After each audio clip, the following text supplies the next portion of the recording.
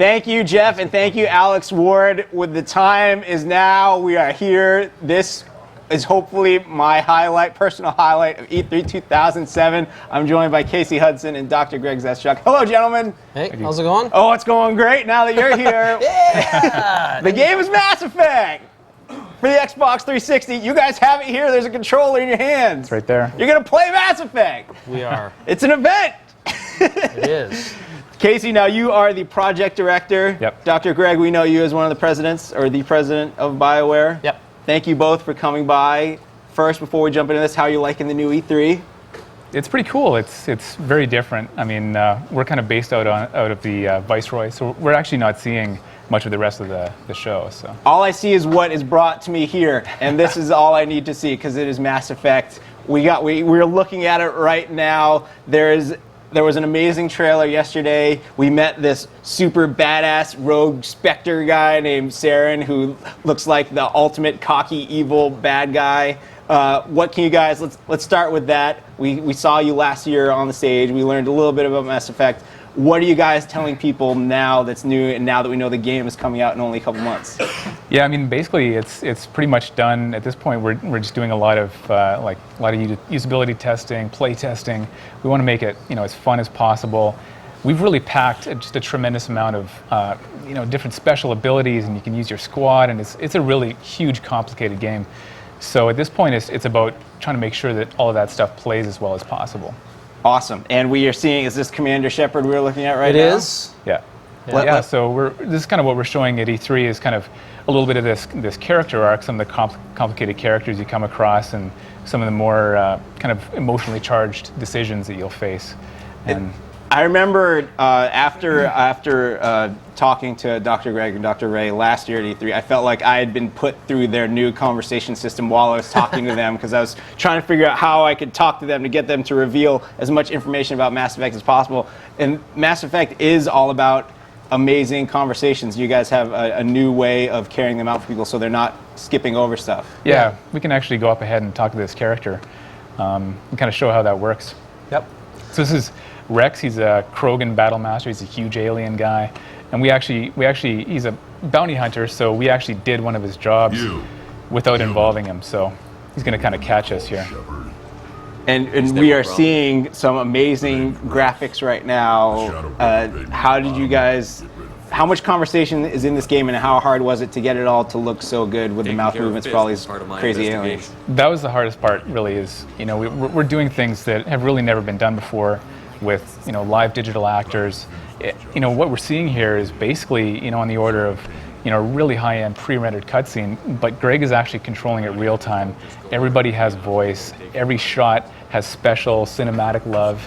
A lot of work goes into that stuff, but the player gets to experience it completely fluid in real time. So as we meet this character,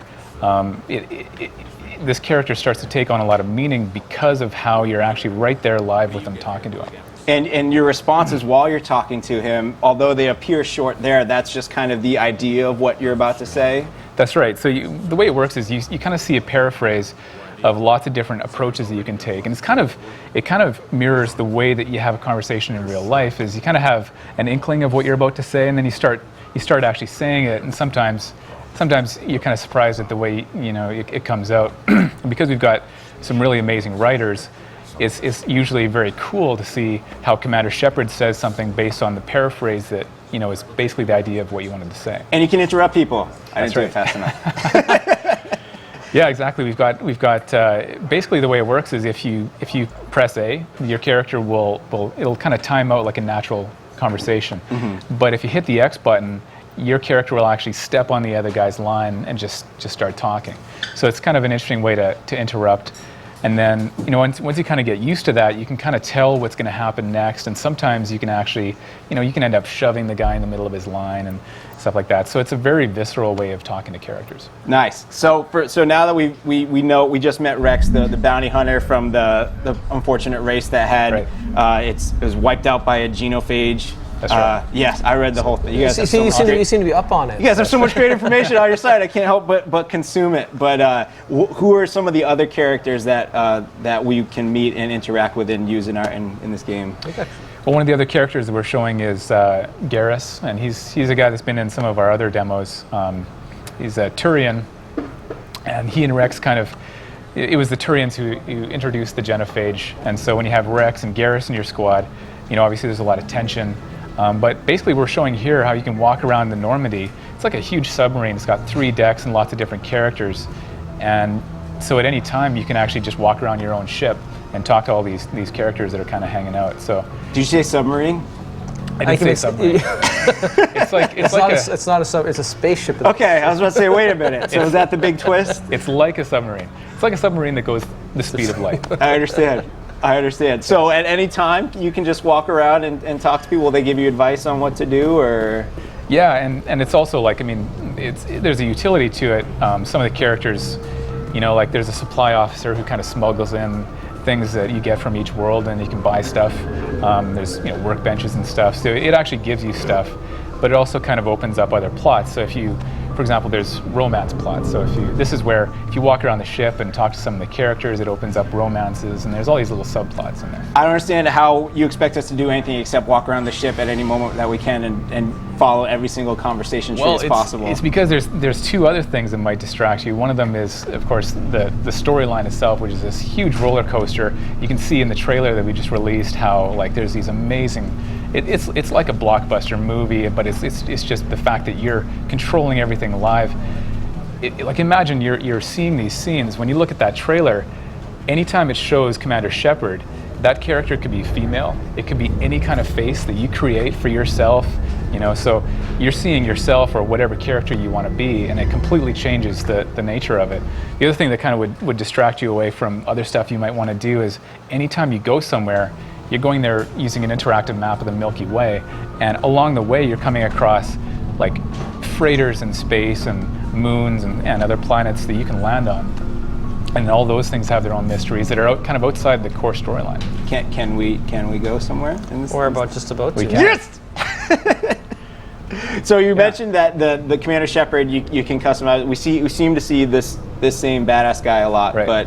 But you were mentioning romance, and I believe all the people in the BioWare official forums are really excited about some woman named Ashley. Yeah, Ashley is one of the romance interests.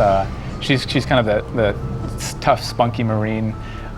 She's got some pretty funny lines in some of the stuff that we're showing because you take some pretty harsh actions in the demo that we're showing here at E3, but she's generally pretty gung-ho about stuff. There's another love interest. She's the kind of blue alien girl that Captain Kirk would always end up with. So it's that aspect of the fantasy fulfillment. And then if you're a female character, then there's that whole aspect as well. There's Caden, this hunky guy that is always there for you. Kind of Rex sensitive. is a cutie. Rex He's may tough. or may not be a love interest. that's No comment. So this is the galaxy map we're looking at. Oh, so yeah. So we're kind of going in and out of different levels of the galaxy, pulling back. There's a solar system level. You pull back to a star cluster, and you can actually look at the whole Milky Way at once. is there a number you're ready to admit of how many places you can go to? This looks like a lot. I can tell you, I'm the project director on this project, and I actually don't know. They're literally I laid out basically there's hundreds of things out there, but it's a spectrum from really dense story worlds to other places you can orbit and kind of scan something, and it's mostly kind of a lottery.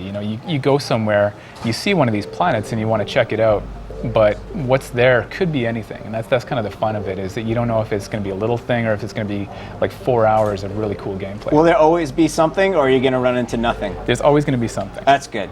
However little. You guys are so mean to all of us that has there been anyone maybe in QA who has played every single moment of the game? Definitely not.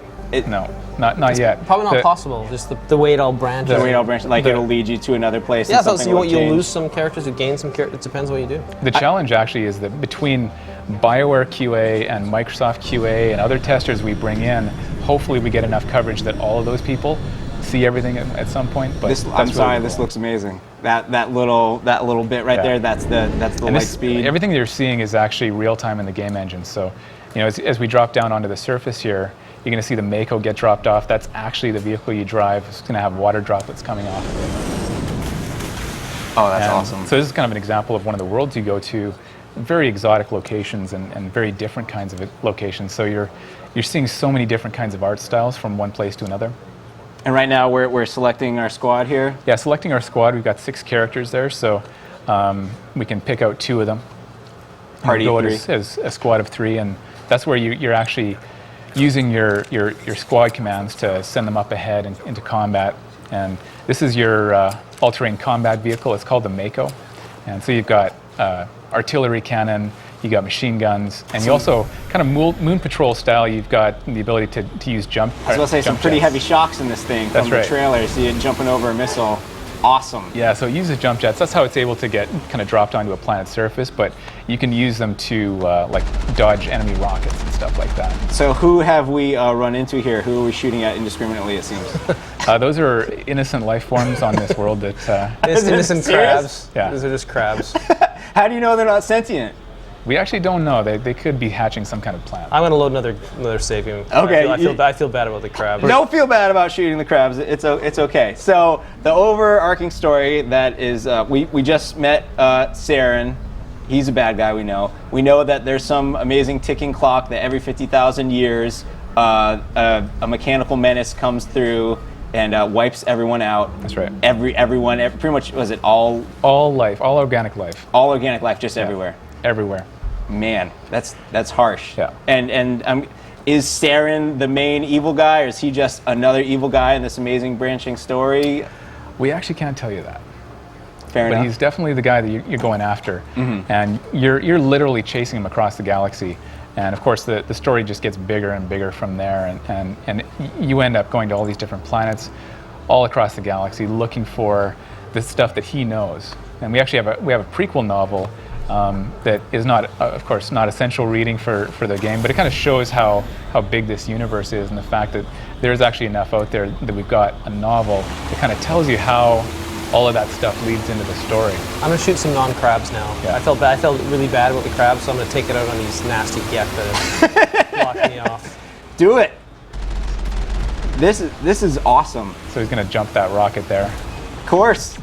Is there a Lunar Lander-esque mini game at any point, or jumping puzzles with your car? Actually, on some of the Uncharted worlds, we've placed certain things, certain really cool rewards in places that you actually have to use the jump jets and the Mako in some really cool ways to get to, like certain cliff faces and stuff where there's something cool, like a downed satellite or something that's been left there. Awesome. And you're going to try and figure out how to get up there.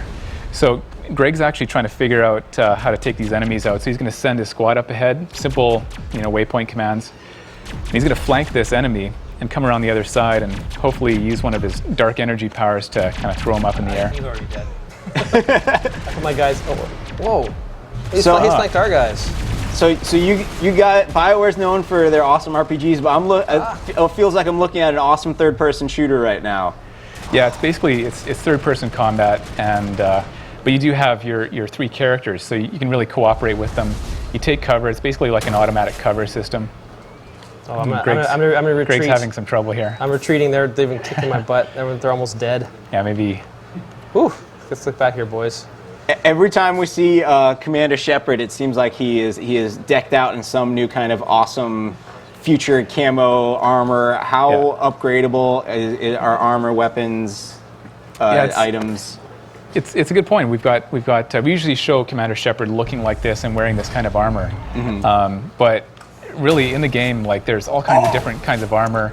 You just stapled him to the ceiling. Yeah. Yeah, it's a dark energy power. You can throw them. You can kind of wrap them in a bubble of like kind of gravity-like stuff. Now you mentioned dark energy. Is this one of the choices of when you're determining like what class your guy is going to be, what abilities you have? Yeah, and so you kind of decide what class your character is going to be, but then throughout the course of the game, you can actually decide how you're going to develop your skills to the point that if you're really good at something, that actually opens up your ability to develop skills in a similar area.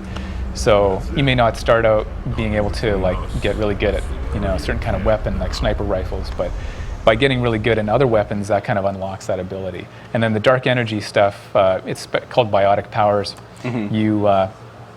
you're able to develop skills in that, and some characters basically can run around with just a handgun, basically. But they're throwing off all these amazing dark energy powers and tech abilities. So they're just creating. That was really our goal with some of the talents. Instead of making like a wizard type character in role playing games that isn't that tough in battle, or a tech character, for example, that's always kind of in the corner working on a computer or something.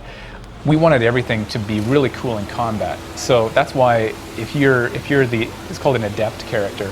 If you're an adept character, you're amazing with biotics, and you're just creating all this chaos on battlefield that makes you feel at least as cool as if you're a soldier. So they're pretty balanced that way. Do characters interact with you differently based on what your class is? If you're big into the dark energy, do they think you're a bad person, or? No, generally, like it's just kind of skills that you develop. But one thing that might cause you to do is pick different squad members that come with you. Mm-hmm. So if you replayed the game as a completely different character class, different abilities, then when you're picking, what characters you want to bring with you, you might choose to complement them, in a different way. So you're bringing, maybe if you're really good at biotics, you might pick a soldier next time, and then it's kind of a different playthrough depending on what squad members are with you. Cool. Well, while we are, unfortunately, we're running out of time, but I'm holding on to you guys as long as we can. Let's talk about space zombies. The space zombies. Hey, we brought our book. Oh my goodness! I believe you brought a book. The book is Mass Effect Revelation. Yeah, so that's actually written by Drew Karpyshyn. He's the lead writer on Mass Effect. We worked together on Star Wars: Knights of the Old Republic. He was the lead writer on that game as well. Very cool. So it's a really good way to, it complements the story of the game. So again, it's not critical to read that before you play the game. You can experience one before the other if you want to, but it's just really cool to kind of show how big this universe is. Something you can really get invested into because there's so much there. Nice. Is there going to be a special edition with this? There might be. I'm not sure. Well, yeah, maybe. There are people who figure that some people out. like books. So space zombies. Space zombies. We got to see a screenshot of a space zombie. It looked awesome. That's right. Yeah, I mean, generally you're fighting against machine races, but they're synthetic, and so they're not like robots. They're actually life forms that are as complicated as we are, and it's kind of hard to tell what they want and what they're after. But one of the things that they do to people is they impale them on these spikes, and when you see them and you see these people up on spikes, it's because they're actually being kind of reprogrammed and they're getting implants and stuff, so that when they come back down off the spike, they're what is sometimes called a space zombie. Yeah, It could be considered. Could be called that. Creepy. All right, a couple more questions. What's the beacon in the trailer? What's the beacon all about?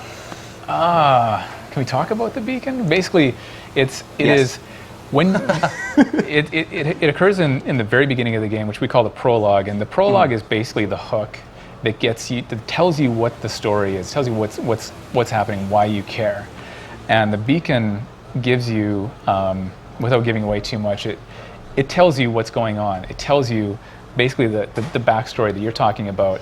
That there was a spacefaring civilization long ago before all of this, and they were completely wiped out, and you basically see it.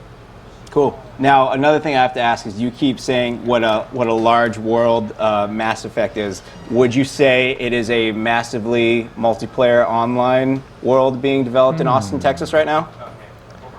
Oh, No? I missed the question. Sorry. I was in the Galactic Codex showing all the fans all kinds of interesting information. Or they're gonna pause it. trying to ask about your other game.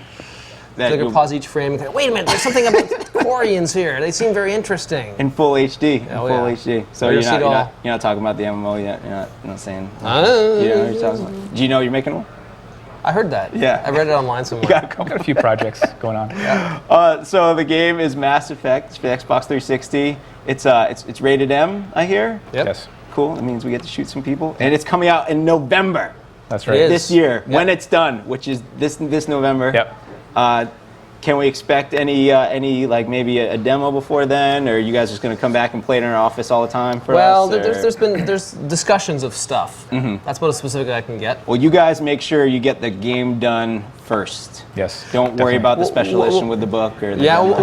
one of the big benefits, I mean, to be frank about the November date, it gives us a chance to really take this game, polish it up. We created this incredible emotional roller coaster. Literally, the main story of the game is unbelievable. I mean, Ricardo will come back and he'll be like sort of shaking from what he saw today. Well, if you think you're walking away with this system, I got another thing coming. But we got time to take all the we've got everything's in there now. We're just kind of massaging it. I mean, great support from the folks at Microsoft. We're having an awesome time working with them and getting this game to the finish line in a way that we're all extremely proud of. It's actually great. It's actually that's what we're showing here at E3 is it's not an E3 demo. It's actually the build, and you can play it beginning to end. Greg and I and Ray, people back at BioWare, have been playing the game beginning to end over and over. So it's all there. Yep. And all we're doing now is just Microsoft too. Yep. We're collaborating. It's awesome. This game looks awesome. I can't wait to play it. Seriously, we need to get security here to take this system away from you. We're pretty tough. Yeah. In Canada, I played hockey. I know so.